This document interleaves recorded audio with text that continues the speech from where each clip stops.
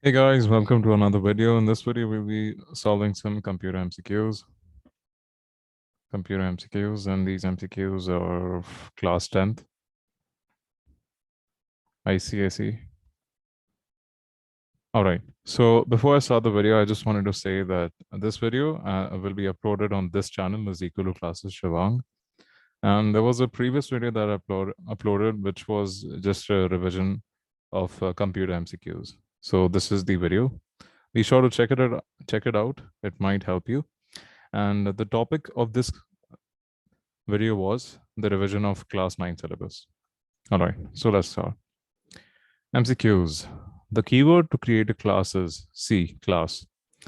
So a note to say that keywords are supposed to be in lowercase. They are never uppercase. Which of the following is not a feature of OOPS? So OOPS is object-oriented programming. Inheritance, function overloading, polymorphism, all are OOPS features. So D would be the correct option. Encapsulation means A, B, C, or D. So it will be D, none of the above. Fourth, a class is an object factory. A, true. Fifth, a non-static method is also called B, an instance method. So a non-static method is basically a method which is not declared as static. And a method that is declared as static is a static method. It's that simple. One thing in many different forms goes with the OOPS concept, polymorphism. Polymorphism means many forms. Data hiding is implemented by A, access specifiers. So there are three types of public access specifiers. One is public, second is private, and third is protected. A static method. Now, as I said before, a method is static when you invoke or when you write static. So static method name. So I'll just write data as a method. So data over here is a static method because I've written the keyword static over here. Okay, I'll just erase this one. So the correct answer would be C, class method. A static method is also called a class method. The concept of abstraction is C, reusing the code. So it's important to note the OOPS concepts because as you can see from this paper, these questions get asked a lot. Java supports B, multi-level inheritance. 11th question. A protected member of a class is accessible in A, class only. Let's scroll a bit up. Class and package, class subclass and package, none. So D would be the correct option. None. The default access specifier for a method of a class is C, protected. Akash wants the members of his class employee to be accessible only to his class employee. What access specifier he should use for the following members? So access specifiers are of three types. As I said before, public, private, and protected. So A would be the correct answer. Akash would have to use private access specifier. The 14th question, a bundle of similar classes is called a package. Code reuse is implemented by C, inheritance. Which of the following are not keywords? A, null, B, implement, C, protected, D, none of the above. A, null is not a keyword. Which of the following statements are true? A, an abstract class may not have any final methods. A final class may not have any abstract methods. C, transient variables must be static. D, all of the above. So the correct answer would be B. Let's just erase this to make it more neat. Okay. The 18th question, which of the following methods belong to the string class? A, length, B, compared to, C, substring, D, all of them. So D would be the correct answer. All these are belong to the string class, all these methods. What do you mean by nameless objects? An object created by using the new keyword, an object of superclass. C, an object without having any name but having a reference. D. So the correct answer would be D, an object that has no reference. 20th question, which of the following are primitive data types? Double string, char and car and integer. So the correct answer would be A, first and third. Integer is not a primitive data type and string is also not a primitive data type. So double and car will be the primitive data types. Okay, moving on. The 21st question, data type whose size is fixed are called dash data type. So the correct answer would be A, primitive. What is known as an object factory? B, class. From question 23 to 27, find the odd one out. Okay, let's find the odd one out. 23rd question. I'll just zoom in a bit. Yeah. Encapsulation, abstraction, data hiding, D, int. So it's obvious. The correct answer would be D, int. 24th, inheritance, reusability, base class, subclass, and private. So again, it would be D, private. 25th, private OOPS, default, and public. So the correct answer would be B, of course. The rest are access specifiers. 26th option, 26th question, data members is supposed to be a M over here. Data members, characteristics, properties, and functions. So D would be the correct answer, functions. It would be the odd one out. 27th, is it A, B, C, or D? It would be C, abstraction. A private member of a class can be accessed only inside the class. So is it true or false? So it will be true. The default access specifier for a class member is public. So that's false.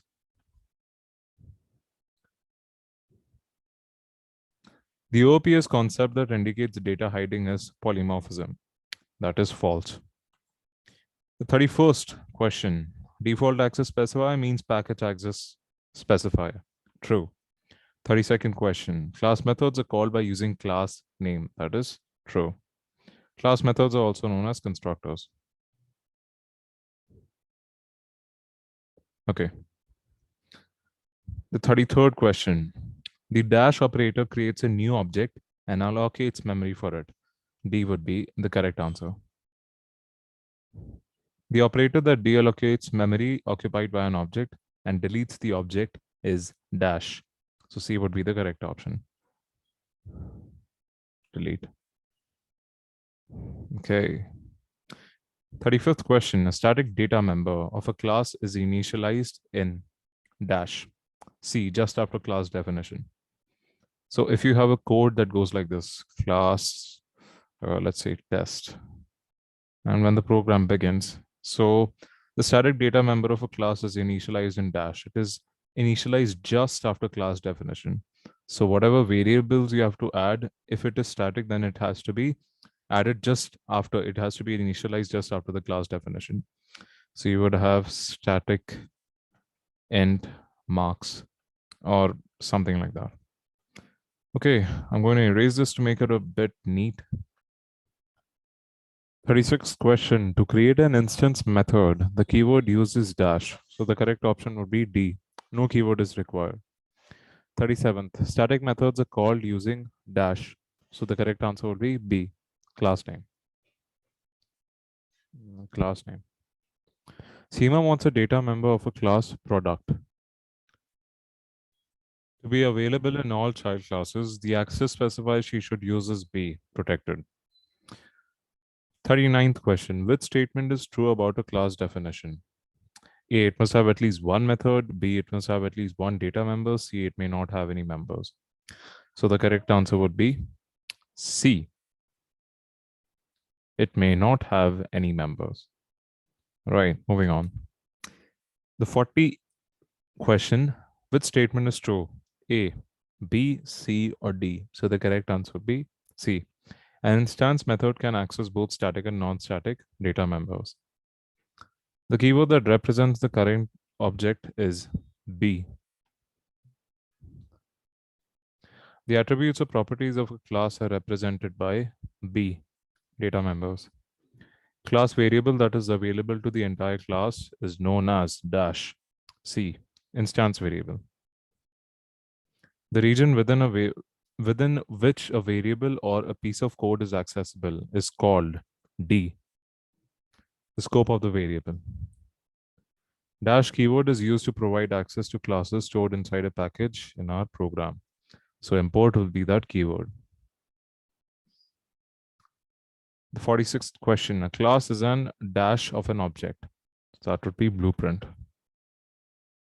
Programming based questions. The statement to create an object of class student in Java is A, obj create object. So create is not a keyword. So this won't be the correct option. Obj is equal to new student. And this would be the correct option. 47, B. The 48th question, dash objects of a class can be created. As many objects of a class can be created. 49th question, objects cannot be created of dash class. B, virtual class. 50th, the parent class of a class is also called C, both A and B. They can be called base class also and super class also. 51st question, a dash class is accessible both inside and outside a package. A, public. To delete an object obj, the statement used is A, delete obj. 53rd, a class is a dash primitive data type, user-defined data type, user-defined derived data type, or derived data type. So C would be the correct option. It's a user-defined derived data type. The 54th question, other name or for messages of a class is D, both A and B. So it could be methods also and functions also.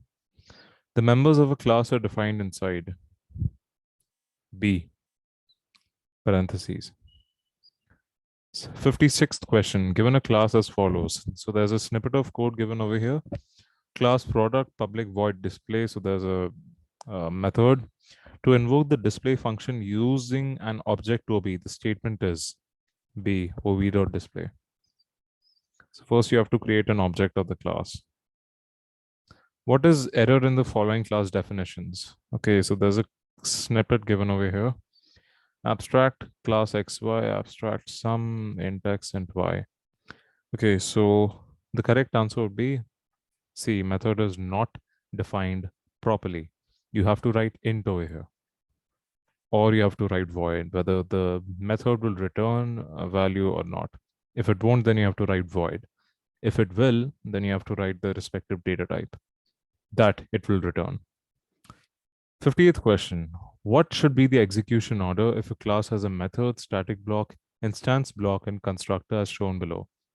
So there's a snippet of a code given over here. Just look at it carefully. All right. So is it A, B, C, or D? So the correct answer would be D. First, there would be a static block, then there would be an instance blocks, then constructor, and then finally method. The 59th question, what will be the output of the following program? Public class my first, public static void main, string args. My first obj is equal to new first n. Static int a is equal to 10. So there's a snippet of a program given over here. And then they're asking what exactly will be the value. So will it be A, B, C, or D? So the correct answer would be D, 60, 30, 0, 20, and then 0. Okay, so let's move on. 60th question. What will be the output of the following program? So they have given a snippet of the code over here and I'll try to decipher what it means. So public class test, public static void main, PSV m, string args, int count is 1. Okay, so then that means there must be a loop over here. Okay, there this is. So while 1 is smaller than equal to 15, I mean, the count starts from 1. So I'm referring it to 1. System.out.println count modulus of 2. That means 1 modulus of 2. Will it be 1? If it is 1, then print the asterisk 15 times. Not exactly 15 times. Because the thing is, if count modulus of 2, if the remainder is 1, then this would be printed, the asterisk. Otherwise, if say, for example, you have 2. So 2 modulus of 2 will be 0 and 0 is not equal to 1. 0 is not equal to 1. So then plus plus plus would be printed. Now, The answer comes, will it be A, will it be B, will it be C, or will it be D? Because you have 1 and 1 modulus of 2 will be equal to 1, but then you have 2 also. 2 modulus of 2 will not be equal to 1. So then in this case, asterisk would be printed, but in this case, only plus would be printed. So this will keep going on, asterisk and then plus, plus, asterisk, and then plus, plus. So this would keep on going. And then asterisk would be printed 8 times and plus, plus, plus would be printed 7 times. So C would be the correct option. Okay, 61st question. What will be the output of the following program? There's a following program, and over here they are saying set character at 1i. Okay, C would be 0, O would be at 1, M would be at 2, P would be at 3, L would be at 4, E would be at 5, T would be at 6, E would be at 7. So these are number placements. And what the program is saying that at place 1, replace O with I. So at place 1, you have O and replace it with I. So the new word formed is CIMPLET, complete, or some weird word like that. Then the next line is S1 set car at 7, D. So it's saying that at place 7, replace the letter with D.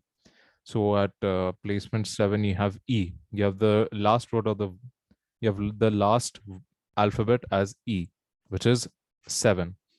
So the line is referring that replace this letter with D. Okay, so the new word would be CIMPLETD, complete, or a weird word like that. So C would be the correct option. Okay, moving on. The 62nd question. A class student is defined. So just look at this para. Fill in the blanks with Java code provided. So I'll just erase all of this so that you can, so that the page is cleaned up. This is the program. Just look at it carefully. All right. Question for A. So in this program, there would be a missing few places. Okay, so say private float dash, private float dash. So we have to write something in place of dash. So the correct answer would be third, get total. So you write get total in place of that dash. B. So let's find where is this missing. Okay, public void dash. So the correct answer would be 2. Show data. C. Okay, let's find it. So this is C. Student dash is equal to new student. Because this is std1, so this will most probably be std1. So the correct answer would be second. Okay. The 63rd question is also the same. Just look at it once. They'll give you some sort of information, and then based on that information, they'll give you a program. Okay. So A, what is A? Class A. So they're asking what is the name of the class. So we have to scroll up a bit and see what is the name of the class. Electric Bell. So the name of the class would be Electric Bell. Second. The B question. Scanner system bill. So we have to see what is this. Scanner SC is equal to new dash system.in. So this would be scanner. B would be first. C. Okay, let's find C. Void dash. Now we have to write which method is this. So the correct answer would be first. This would be calculate method. Case study 64th. Just read the paragraph. You can pause the video if you like. Okay, moving on. A class is declared by the keyword second class. This was the exact question that we had encountered when we started the video.